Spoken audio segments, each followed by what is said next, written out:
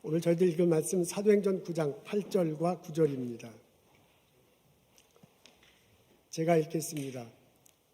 사울이 땅에서 일어나 눈을 떴으나 아무것도 보지 못하고 사람의 손에 끌려 다메섹으로 들어가서 사흘 동안 보지 못하고 먹지도 마시지도 아니하니라.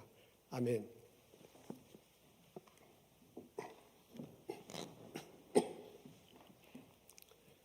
예루살렘에서 북동쪽으로 135마일 떨어진 곳에 다마스커스라는 도시가 있습니다. 오늘날 시리아라는 나라의 수도입니다.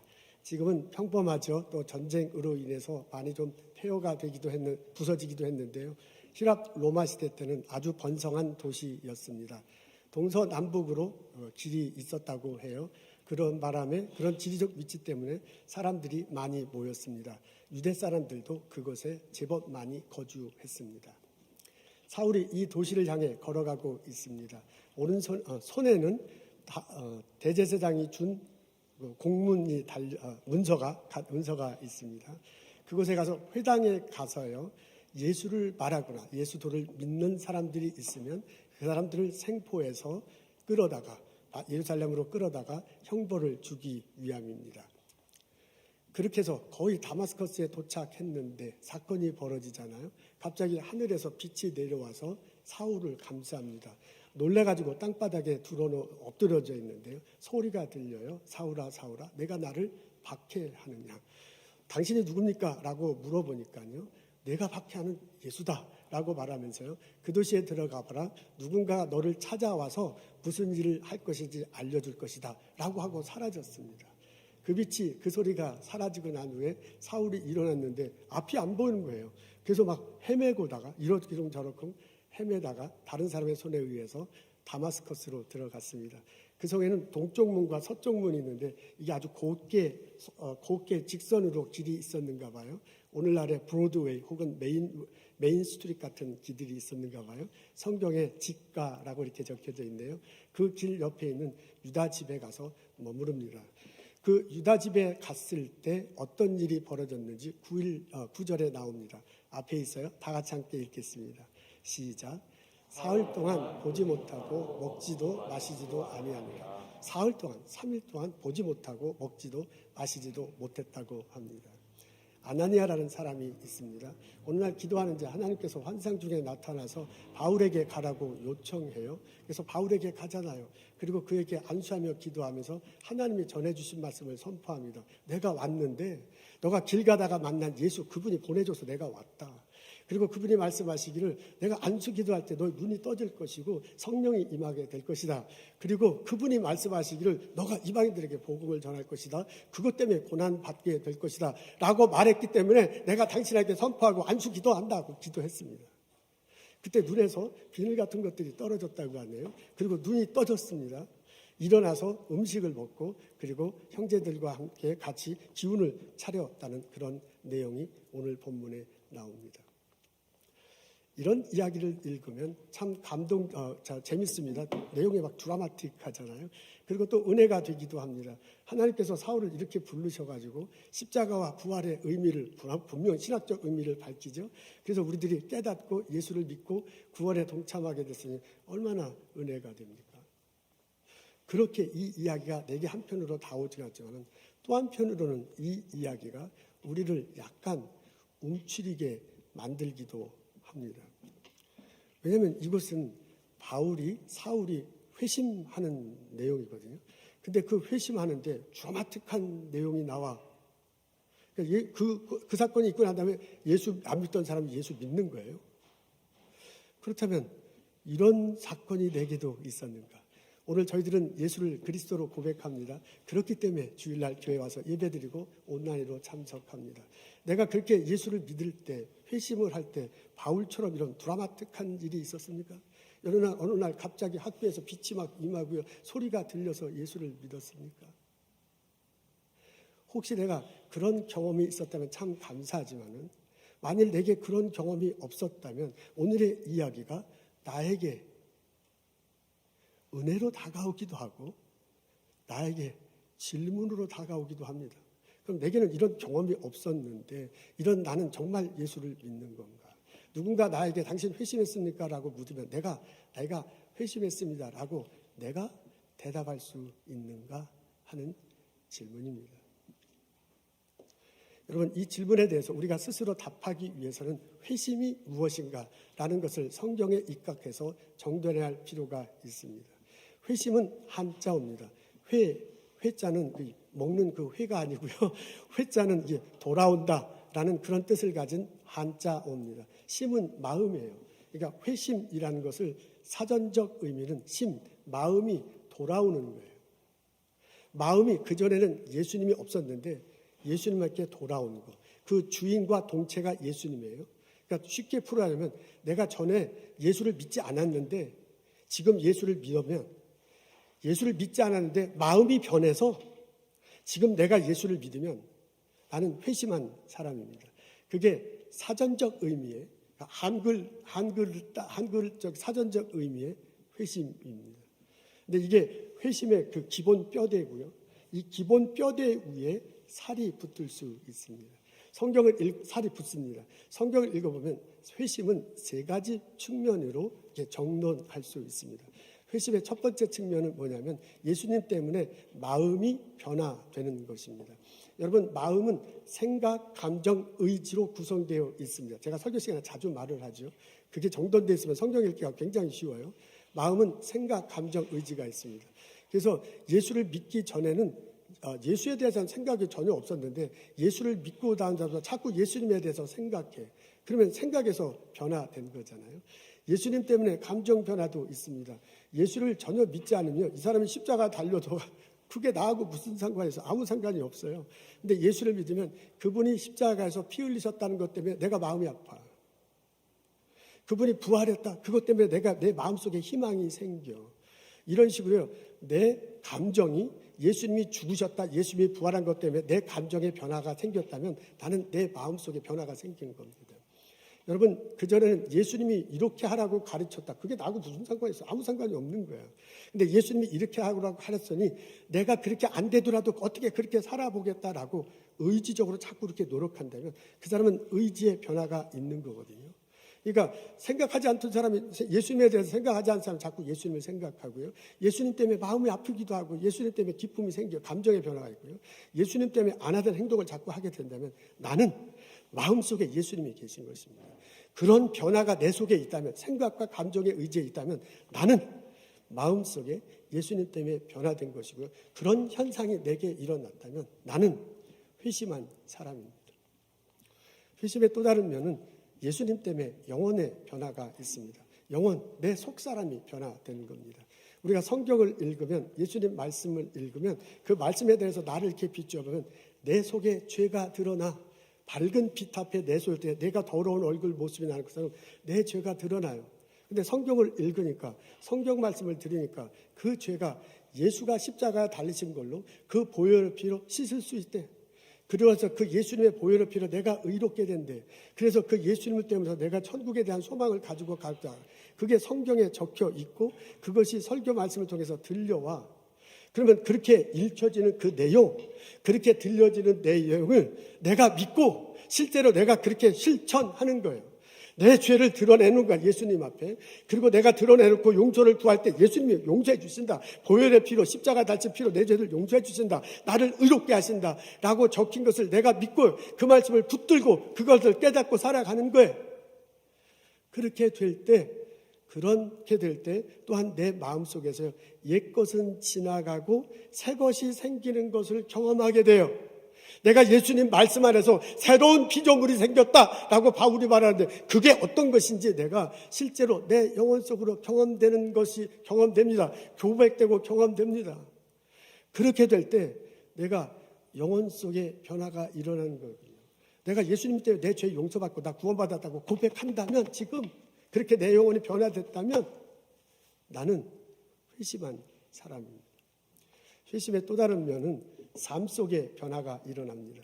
내가 예수를 그리스도로 고백할 때 예수님이 성령의 모습으로 내 안에 들어오셔서 나의 삶 속에 거세요.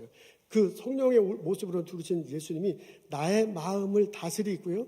그 예수님이 내 영혼 속의 주인이 돼, 내 속사람의 주인이 되고요. 그 성령으로 나는 성령의 은사, 그 성령 때문에 있기 때문에 성령의 열매가 내 삶을 통해서 이렇게 막 드러나는 거예요. 그래서 내가 예수를 믿기 전의 행동과 예수를 믿기 후의 삶이 상당히 달라집니다. 은사에 있어서도 상당히 중요하지만 성령의 열매들이 우리들 삶 속에 분명히 나타납니다. 그전에는 사람들과의 관계 속에서요, 내가 저 사람 것을 빼앗고, 내가 저 사람을 미워하고 저 사람을 뺏는 그런 행동이 내 삶 속에 나타났어. 근데 예수 믿고 난 다음에는요, 내가 저 사람을 좋아하고 사랑하게 되고요, 그 사람이 용서하고요, 내가 그 사람에게 내게 나눠주는 삶이 바뀐 거야. 그렇게 행동이 변화된 거예요. 그래서 바울은 그걸 뭐냐면 옛사람이 변해서 새사람이 됐다 그러잖아요. 아멘, 할렐루야. 그래서 사람들이 볼 땐 저 사람이 변했어 라고 말할 수밖에 없는 거예요. 저 사람이 어떻게든 저렇게 변했는가. 성경은 그걸 거듭났다 그렇게 얘기해요. 어떤 때는 중생을 입었다 라고 그렇게 말하기도 합니다. 성령께서 강하게 역사하기 때문에 성령의 열매가 나타나서 이게 성령의 은사가 나타나서 이게 방언이 터지고 새로운 면이 되는 그런 것도 있죠. 하지만 성령의 열매 때문에 내가 분명히 삶이 변하는 이런 놀라운 역사도 있습니다. 예수님 때문에 내 삶이 변했다면, 내가 적어도 예수님 때문에 내가 말하고 생각하고 행동하는 것이 조금이라도 바뀌었다면 나는 그 점에서 예수님 때문에 변한 사람이고요. 나는 회심한 사람입니다. 여러분, 제가 이렇게 회심에는 세 가지 측면이 있다. 마음의 변화가 있다. 예수님 때문에 마음이 변하고요. 예수님 때문에 영혼이 변하고요. 예수님 때문에 성령이 변하는 거다. 그것 중에 한 것이라도 나타난 것은 나는 회심한 사람이다 라고 그렇게 얘기하는데, 이렇게 정돈할 수 있는 건 성경에 많은 근거가 있기 때문에 그렇습니다. 그 중에서도 압축적으로 나오는 게 사도행전 2장입니다. 여러분, 사도행전 2장에 보면 그 2장의 내용은 이런 거예요. 맨 앞부분에 제자들이 그냥 기도할 때 성령이 임하시는 내용이 나와요. 그리고 중간에 보면 베드로가 나가서 설교를 합니다.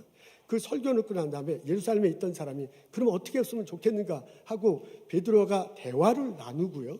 그러면서 이제 예수를 믿게 되고 모이는 장면이 사도행전 2장에 나옵니다. 여러분, 그걸 보십시오. 성령 받는 장면을 나누고 베드로와 예루살렘 성 안의 사람들이 만나는 걸 보십시오. 베드로가 설교하기 전에 그 사람들 예수 믿지 않던 사람이에요. 3,000명이 회개했대요. 3,000명? 예수 믿지 않던 사람이에요. 근데 베드로 설교를 듣고 난 다음에 3,000명이 예수를 믿었어요. 그 말은 뭐냐면 회심한 거예요. 그러니까 사도행전 2장 앞부분과 뒷부분의 사람들은 회심했습니다. 근데 그것을 자세히 보면 회심의 프로세스가 거기에 나옵니다. 처음에 베드로가 설교를 하잖아요. 장황하게 설교해. 핵심은 뭐냐면 예수라는 사람이 있었다. 그 사람이 구약에 예언된 사람인데 그 사람이 십자가 달려주네. 니들이 죽였다. 그렇게 얘기하잖아요. 근데 니들이 죽였는데 하나님께서 그 예수를 죽음에서 살리셨다. 이제 그분을 믿으면 우리 죄 용서 안 받고 그분이 우리들의 그리스도 고백하며 살 수 있다. 라고 설교해요. 그랬더니 여러분 기억나시 대부 아시죠? 사도행전 2장 37절에 보면 예루살렘에 있던 사람들이 마음이 찔렸대. 37절에요. 마음이 찔린 거야. 아니 이게 도대체 무슨 소린가? 생각이 아니 예수라는 사람이 진짜 그런 사람이야. 우리의 행동과 말이 예수를 죽인 거야. 하고 생각에 막 자꾸 변화가 일어나는 거죠. 그것 때문에 자기가 좀 괴로울 수도 있죠. 감정의 변화가 있고. 그러면 나는 어떻게 하면 좋은가? 그래갖고 물어보잖아요. 베드로한테 어떻게 하면 좋냐? 그러니까 의지가 어떻게 하면 바뀔 수 있느냐? 지금 그런 얘기거든요. 그러니까 마음이 찔렸다라는 그 단어를 보고 상황을 면밀히 보면 그 사람들, 적어도 3,000명의 사람들은 생각이 바뀌기 시작하고요. 감정이 바뀌기 시작하고요. 의지가 바뀌기 시작하는 거야. 이 사람은 마음의 변화가 일어나는 거예요. 이것을 놓고 보면 회심의 한 측면은 마음이 변화되는 겁니다. 두 번째, 영혼의 변화됩니다. 그러니까 베드로가 뭐라고 하면 너희들이 그렇게 마음에 찔린다면 해야 할 일이 있다. 너 회개하고 죄사함 받아라. 그리고 세례 받아라. 그러면 죄 용서함을 받을 거다. 그렇게 얘기합니다. 여러분, 베드로가 죄와 회개를 용서를 말합니다. 요 용어들 사도 바울이 쫙 정돈했잖아요. 너의 죄 보혈의 피로 그 회개하면 용서받고 의로함 되고 거룩하게 살아고 이게 여기에는 회개와 죄사함의 단어만 나오지만은 그 이후로 많은 사람들이 배워할 내용들이 쫙 이렇게 연결되잖아요. 그렇죠? 이건 영혼이 변화되는 거야. 지금 제가 말하는 표현을 하냐면 이렇게 너 영혼이 변화될 거다라고 바울이 이야기하니까 이 사람들이 실제로 이제 그렇게 하는 거죠. 회개하고요. 세례받는 일이 벌어집니다. 그게 28절 중반, 28절 중반절까지 나와요. 그리고 28절 하반절에 보면 그러면 여러분들이 성령을 선물로 받을 것입니다 라고 그렇게 얘기해요. 여러분, 성령이 내 안에 일할 때 성령의 은사가 강하게 나타납니다. 우리 환상을 볼 수도 있고요. 방언의 은사가 터질 수 있고요. 병의 칭유를 받을 수 있어요. 그런 성령의 은사가 나타나요. 그것뿐만 아니잖아요. 성령의 열매를 맺죠. 사랑과 희락과 온유와 화평과 갈라디아서 5장에 다 나오잖아요. 그런 것들이 내 삶 속에서 이렇게 나타나게 될 것이다. 이게 성령을 선물로 받을 것이라고 많이 설교를 안 했지만 우리가 알고 있는 그런 내용을 쭉 이렇게 설명을 했을 거예요. 그렇다면 여러분, 여기서 이게 그러면서 이 사람들이 예수를 믿게 되는 거거든요. 그렇다면 요게 함축적으로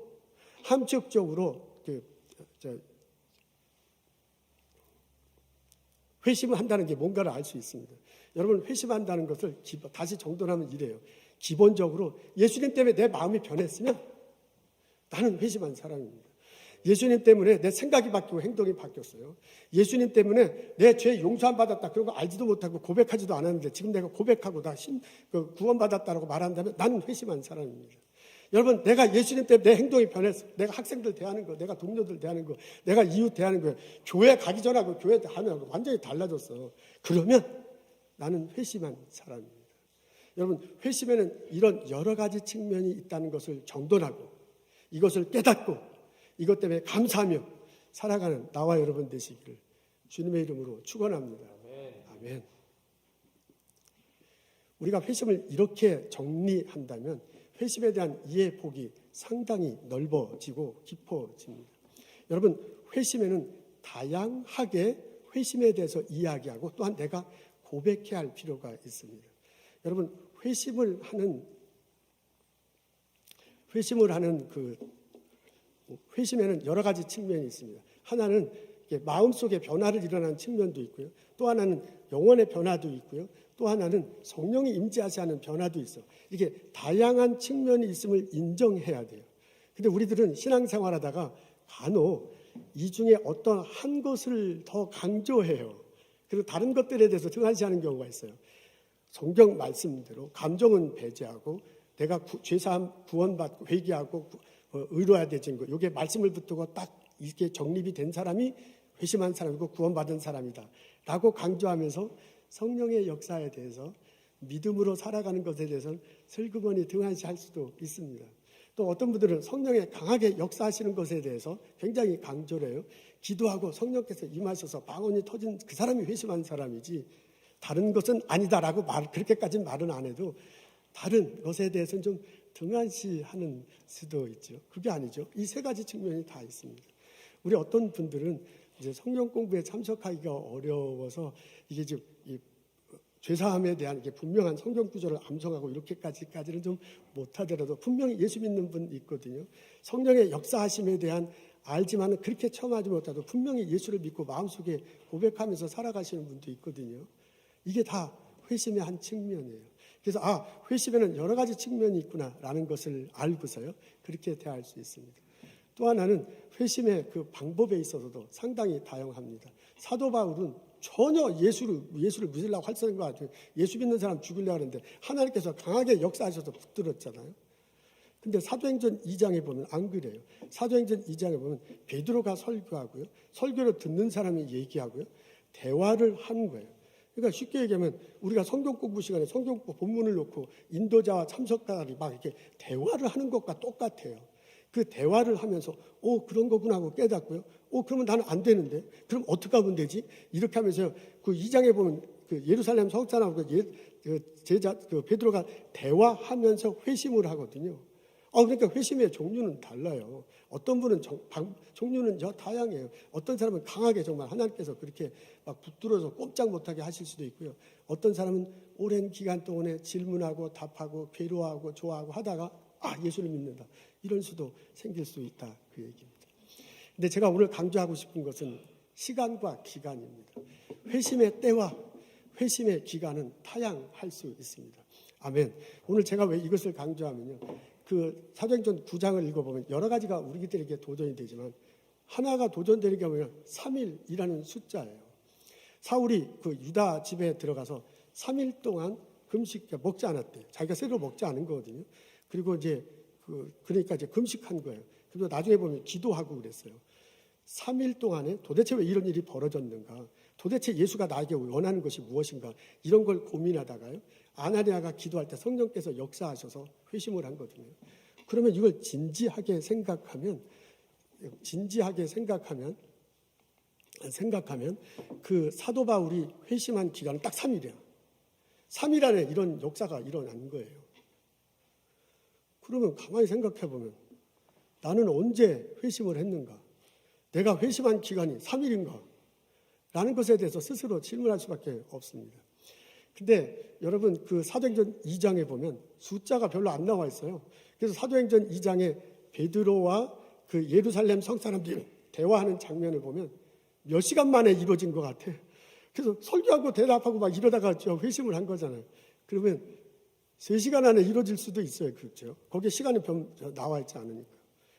아니 그러면 예루살렘 사도행전 2장대로 하면 3시간 만에 회심이 이루어진 거예요. 죄송합니다.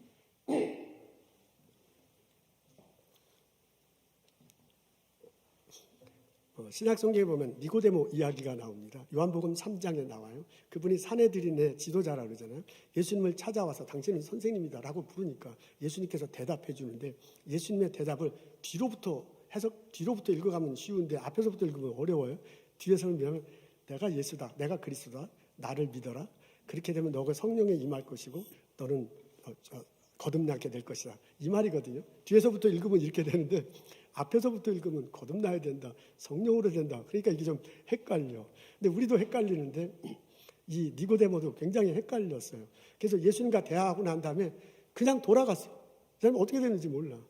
그러다가 이 사람이 사도행전 9장에 보면 예수님 사역 말쯤 됐을 때 사내들인에서 예수님을 위해서 옹호하는 발언을 하잖아요. 그리고 나중에 예수님 돌아가셨을 때 침낭과 침향이죠. 몰약을 가지고 유대식으로 장례를 해요. 근데 여러분 이거 다 아시다시피 그게 굉장히 위험한 거라잖아요. 자기가 예수를 믿는다는 걸 나타내면 사내들인에 있는 많은 것들을 포기하는 거예요. 근데 그걸 커밍아웃 한 거거든요. 내가 예수 믿는다라고요. 그렇게 한 것은 굉장히 어려운 거예요. 그렇다고 보면 이 사람이 처음에 예수님을 찾아왔을 땐 예수를 믿지 못했어요. 그래서 나중에 보면 분명히 예수를 믿었는데 요 사이에 예수를 믿은 거야. 그 기간이 얼마인 거냐? 그거예요. 지금 제가 기간을 자꾸 얘기하니까. 이게 예수님이 사역을 3년 하셨대요. 그리고 니고데모 얘기가 처음에 요한복음 3장에 나와요. 그래서 제가요, 그냥 3년일 거다. 그냥 제가 대충 하는 소리입니다. 3년 안에 그 어느 시간 안에 이 니고데모가 회심하고요. 그리고 사람들 앞에 나타나고 한 거였어요. 그렇다고 보면 바울이 3일? 니고데모는 3년이야. 사도행전 2장에는 3시간 만에 있을 수도 있어. 그런 생각을 하다가 디모데가 생각났습니다. 이건 좀 억측인데요. 디모데는 이런 거예요. 갈라디아 성에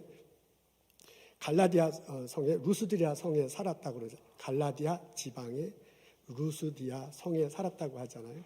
어머니 유니게, 할머니 로이스. 집안에서 어렸을 때부터 믿음 생활을 잘했대. 그 말은 뭐냐면 어렸을 때부터 구약을 잘 읽은 거예요. 구약을 통해서 하나님을 예배하고요. 어떻게 하면 구약의 율법에 따라 살아갈까 했습니다.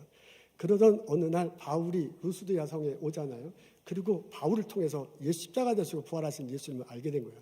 그러니까 바울을 만났을 때 우리 식으로 하면 이 사람이 회심한 거예요.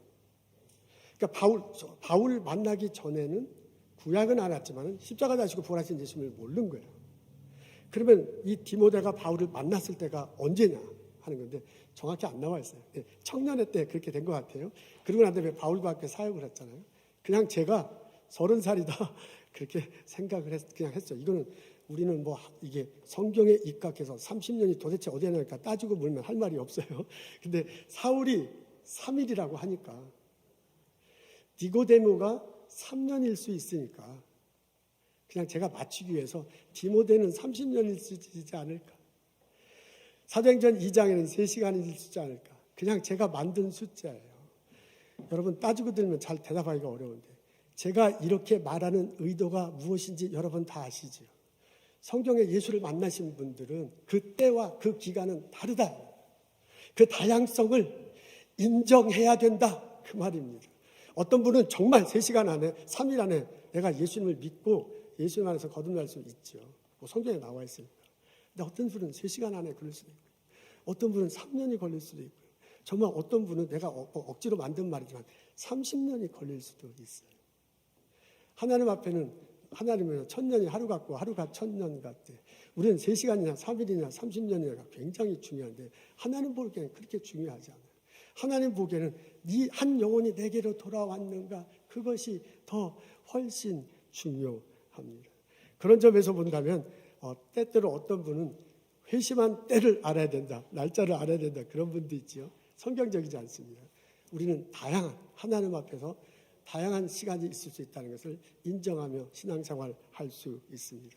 내가 지금 예수를 믿지만 언제부터 믿게 됐는지 모를 수도 있습니다.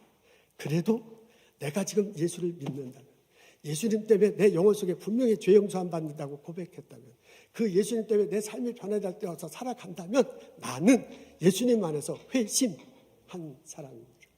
이런 깨달음과 이런 감사가 우리들 모두에게 있기를 주님의 이름으로 축원합니다. 아멘. 우리가 이런 식으로 정도를 한다면 우리 마음속에 감사가 있고 소망이 생길 수 있습니다. 내가 지금 예수님을 믿고 있다면 나는 지금 회심한 사람이고 그런 점에서 감사할 수 있습니다. 그런데 지금 내가 교회 출석은 하고 있지만, 온라인으로 예배는 참석하고 있지만 내 마음속에 십자가 자시고 부활하신 예수님 때문에 구원받았다라는 것을 고백하지 못한다고 하더라도 우리는 소망을 가질 수 있습니다. 예수님 만나고요, 예수님 안에서 고백하는 것은 다양한 기간과 그리고 때가 다양할 수 있기 때문에 그렇습니다. 시간은 중요하지 않습니다. 돌아온 탕자 이야기를 보면요, 돌아왔다는 것이 나와 있지 언제 돌아왔는지 얘기 안 나왔어요. 3시간 안에 돌아왔나요? 돌아온 탕자가 나갔다가 3년 안에, 3달 안에 돌아왔나요? 3년 안에 돌아왔나요? 그냥 나와 있지 않아요. 하나님 앞에 중요한 것은 시간이 아니고 왔다는 것이 참 중요합니다.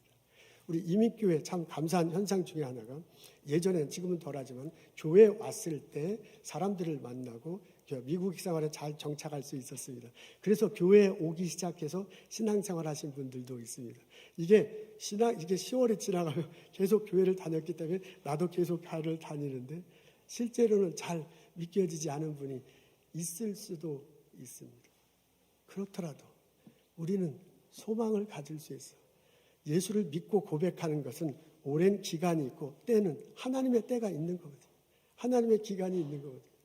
그렇다 보면 지금 혹시 내가 오랫동안 교회를 다녔더라도 십자가 지고 부활하신 예수님이 믿어지지 않더라도, 내가 솔직히 회심하지 못했다 하더라도 나는 나 자신에 대해서 소망을 가질 수 있습니다.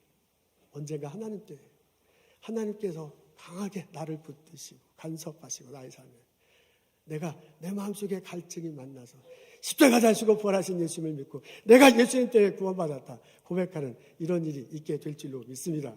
그런 때가 우리를 기도하며, 그런 때가 우리를 기대하며 예수님을 축복하고 기도합니다. 아멘. 이렇게 생각하면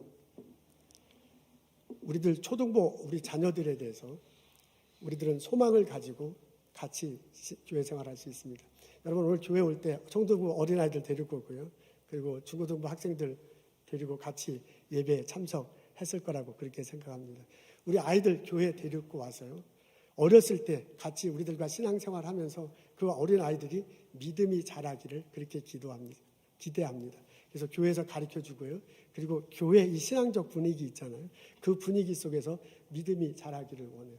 그래서 초등학교 유아부를 지나고 초등학교 되고 중고등부를 지나면서 내가 십자가 자시고 부활하신 예수님 분명히 믿어, 성령께서 내 안에 계심을 고백해.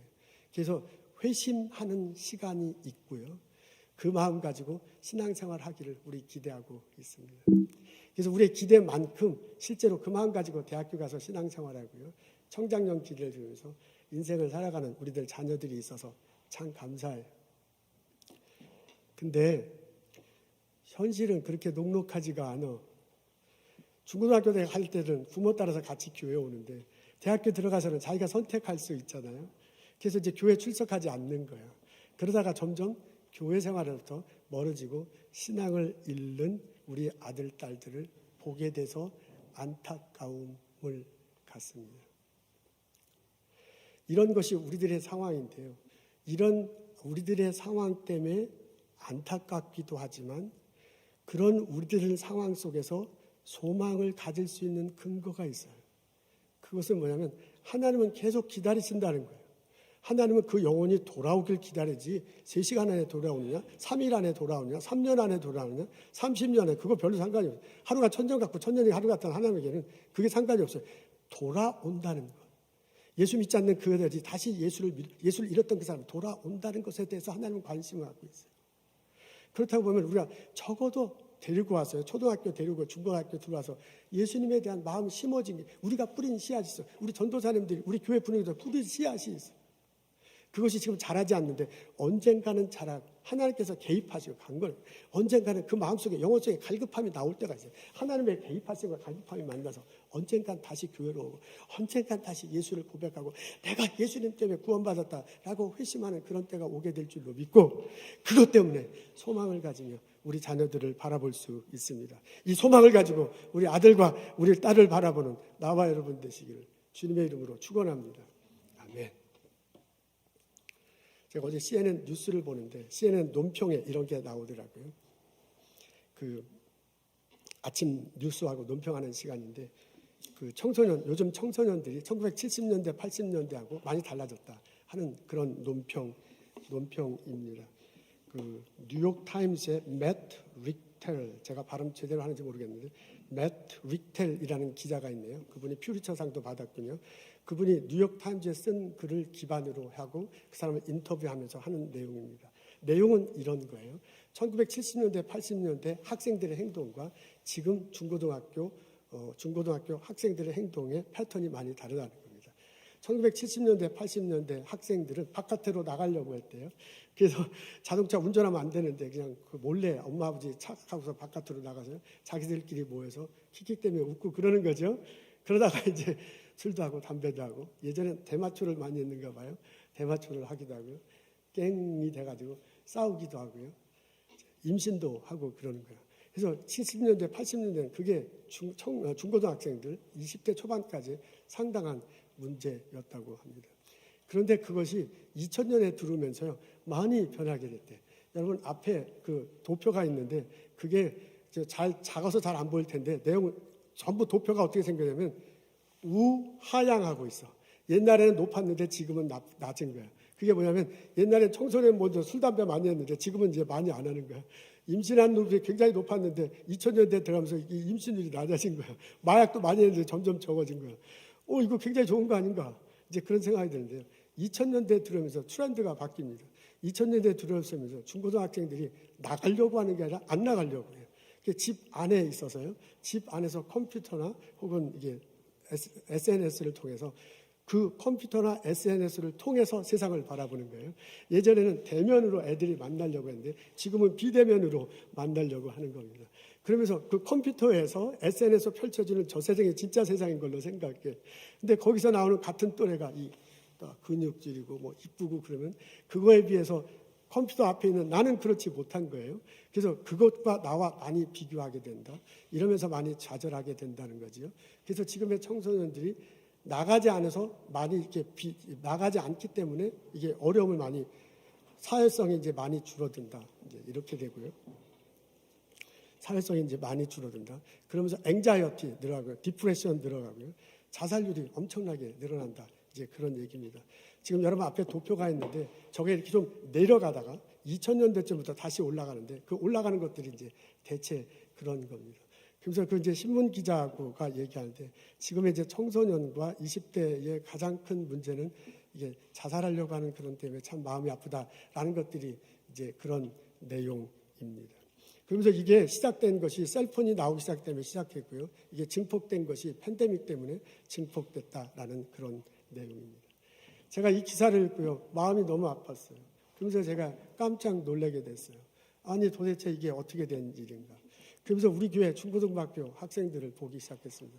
오늘 제가 설교가 좀 길어졌는데 죄송해요. 이게 근데 우리들에게 아주 소중한 문제입니다. 제가 한 5분 안에 끝낼게요. 온라인에 참석하신 분들은 왜 이렇게 긴가 하는데 제가 5분 안에 끝내겠습니다. 여러분, 저희들 그 중고등학생들이 팬데믹 전에는 주일날 한 25명, 많이 오면 30명 정도 모였습니다. 지금 저희 앞에 보이는 게 그 팬데믹 전에 겨울 수련회 갔을 때 모습입니다. 근데 팬데믹 지나면서 온라인으로 하는 중고등부 학생들 숫자가 점점점 줄어들어. 이게 왜 줄어드는가? 이제 전도사한테 물어봤더니 아이들이 늦게 일어나고 참석을 안 한대, 예배에. 그래서 이렇게 점점점 줄어들어요. 그리고 지금 2년이 지났는데, 아이고, 우리 샘 김 전도사님, 존 밀러 전도사님 참 수고 많이 하셨어요. 근데 이제 이사를 가셨어.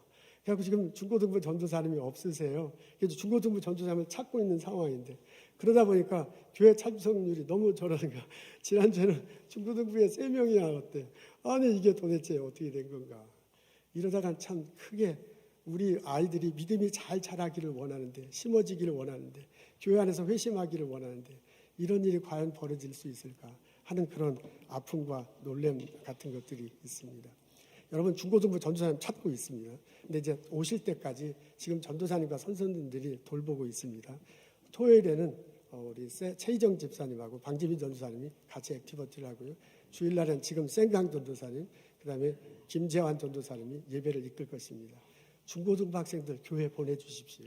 그리고 함께 액티비티하고 그리고 함께 예배할 수 있도록 도와주십시오. 주님 안에서 만날 때, 그리고 주님 안에서 서로 믿음이 살 때, 그 예수가 심어졌을 때 우리 중고등부 아이들이 훨씬 더 건강한 생활을 할 줄로 믿습니다. 저희 교회 참 감사하게도 중고등부 학생, 우리 교회를 지낸 학생들이 이제 잘 성장해서 좋은 대학교 가고 좋은 사회생활 하고 있어서 참 감사해요. 이 땅에 공헌하며 살고 있어서 참 감사해요. 그 어린 그 학생, 우리 자녀들에게 예수님의 밀어서 우리 중고등부 시절에 회심하는 일이 혹시 그렇지 않더라도 그 뿌려진 씨앗이 계속해서 남아서 언젠간 회심하는 그런 일이 벌어지기를 원합니다. 이런 역사가 우리 교회에 일어나기를, 우리 중고등부 학생에 일어나기를 주님의 이름으로 축복하고 기도합니다. 아멘. 기도하겠습니다. 하나님, 예수를 그리스도로 고백하게 하심을 감사합니다. 그거 마음에 붙들고 신앙생활을 할 수 있는 저희들 되게 하시옵소서. 우리 초등부 어린이들, 유아부 어린이들, 중고등부 학생들 위해 기도합니다. 함께 예배드리고 함께 교제할 때 예수님을 알고 예수님을 고백할 수 있도록 도와주시옵소서. 그래서 그 예수님 가르침대로 믿고 살아가는 우리 자녀들 되도록 축복하옵소서. 예수님 감사합니다. 예수님 이름으로 기도합니다. 아멘.